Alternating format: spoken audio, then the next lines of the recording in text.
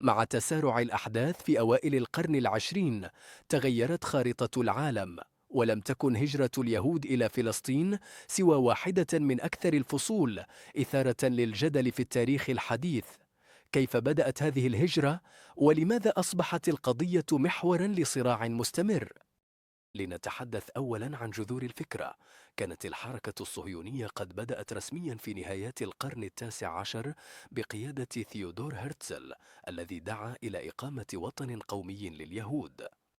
في ذلك الوقت كان اليهود منتشرين في أنحاء أوروبا ومناطق أخرى، في غالب الأحيان يعيشون تحت ظروف صعبة مثل التمييز العنصري والاضطهاد.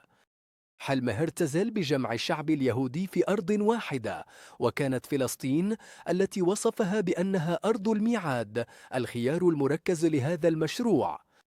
في أعقاب الحرب العالمية الأولى وانهيار الإمبراطورية العثمانية وضعت فلسطين تحت الانتداب البريطاني، وهنا بدأت الأحداث تتسارع. في عام 1917 صدر وعد بلافور، وهو بيان شهير وعد فيه وزير الخارجية البريطاني بإنشاء وطن قومي لليهود في فلسطين. بدا كأن العالم يعيد تشكيل نفسه وفقا لأطماع القوى الاستعمارية والمصالح السياسية.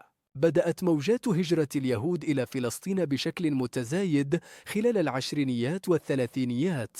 في البداية كانت هذه الهجرات صغيرة ومتقطعة، لكن مع تصاعد العنف ضد اليهود في أوروبا، ولا سيما مع وصول النازية إلى السلطة في ألمانيا، ازدادت أعداد المهاجرين بشكل ملحوظ.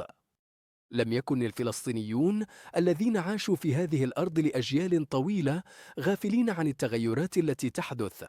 رأوا بأعينهم شراء الأراضي وإنشاء المستوطنات، وشعروا بالتهديد الذي يطال وجودهم وهويتهم.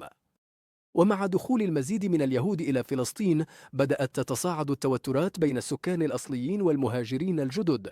اشتعلت المواجهات في أحداث كبرى مثل ثورة 1936، حيث حاول الفلسطينيون مقاومة التغييرات التي شعروا أنها تفرض عليهم. ومع اندلاع الحرب العالمية الثانية وكشف الفظائع ضد اليهود في أوروبا، تحول دعم المشروع الصهيوني إلى قضية إنسانية أمام العالم. زادت الهجرة مجددا، وأصبح الضغط على بريطانيا أكبر لإنهاء الانتداب وتسليم المسألة إلى الأمم المتحدة.